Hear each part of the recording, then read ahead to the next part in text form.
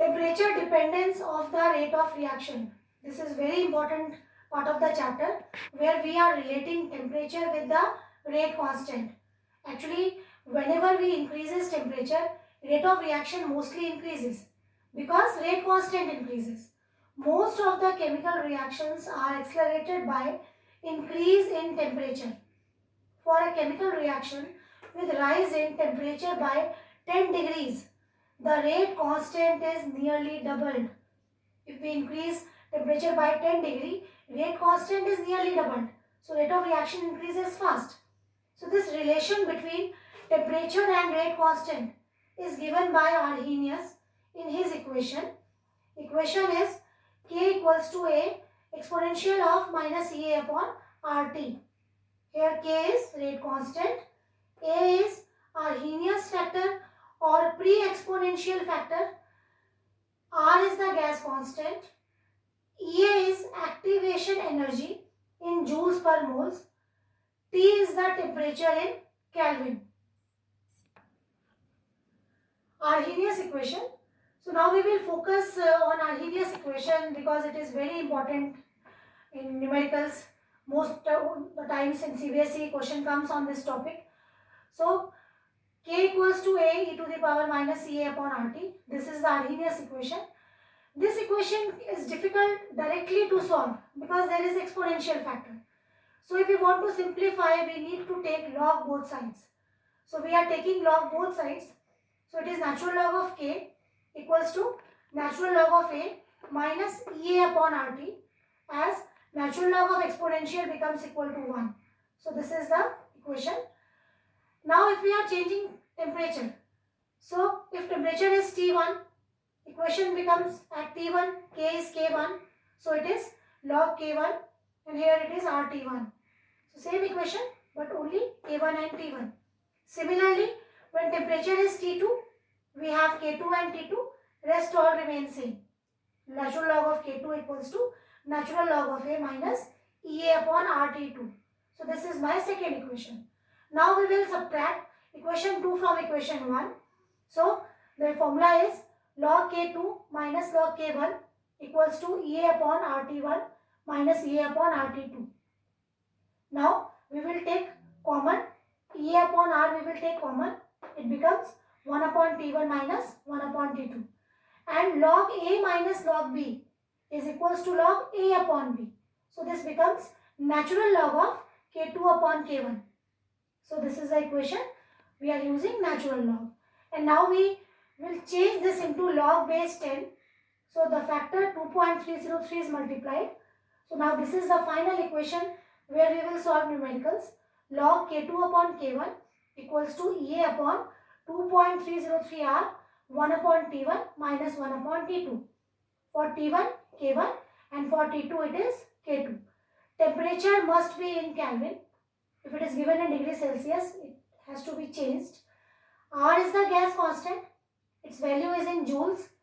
EA is activation energy. If it is given in kilojoule, it is to be, unit should be same. So it is changed to be in the joules. Next topic is activation energy. So this is the energy we have already used in Arrhenius equation. So now we need to focus what is activation energy. So this is the energy required by the reactants to form products.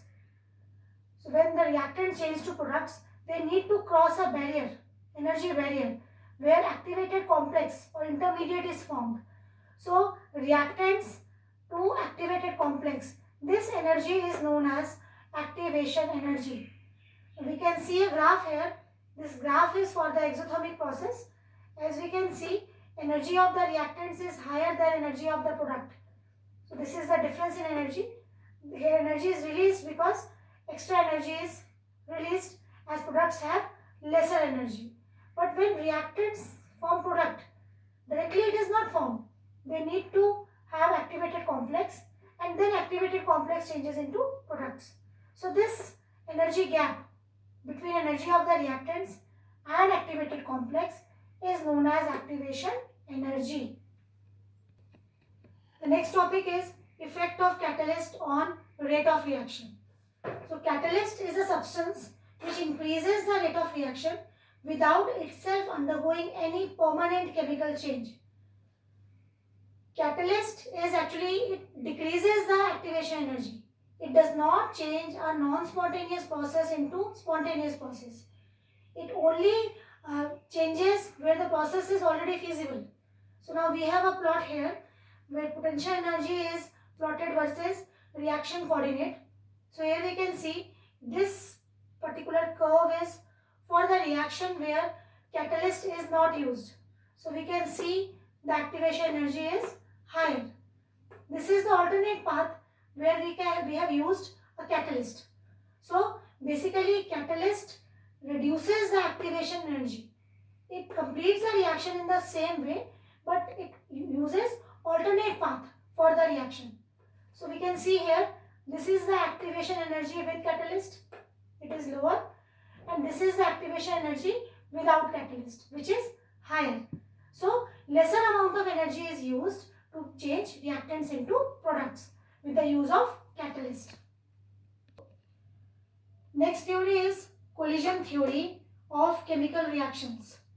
According to this theory, reactants collide and then they form products. Basically, when reactants collide, they form an intermediate and that intermediate changes into products. So there is a term which is known as collision frequency. The number of collisions per second per unit volume of the reaction mixture is called collision frequency. It is given by an equation. Rate of reaction equals to Z into EA to the power minus EA upon RT, where Z is collision frequency and exponential of minus EA upon RT is fraction of molecules with energies equal or greater than activation energy. Obviously, if molecules have greater than activation energy, then only products are formed. So, when molecules collide, when reactants collide, products may or may not be formed. Every collision do not lead to formation of products. So, those collisions where products are formed are called effective collisions. The collision in which molecules collide to form products are called as effective collisions. We have discussed about effective collisions, those collisions which lead to formation of products. Now we are going to discuss what are the criteria for effective collisions. So we have mainly two criteria here. First is activation energy and second is proper orientation of the molecules. Activation energy concept is already discussed. Proper orientation means how molecules are oriented before collision. So that will lead to formation of products. So now our equation becomes rate equals to P into Z exponential of EA upon RT. Now the term P multiplied here is probability factor or steric factor. So this is all about collision frequency, collision theory.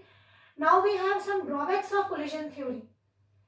Collision theory includes orientation of the molecules, but it ignores structural aspect of the molecules. What are the structures of the molecules?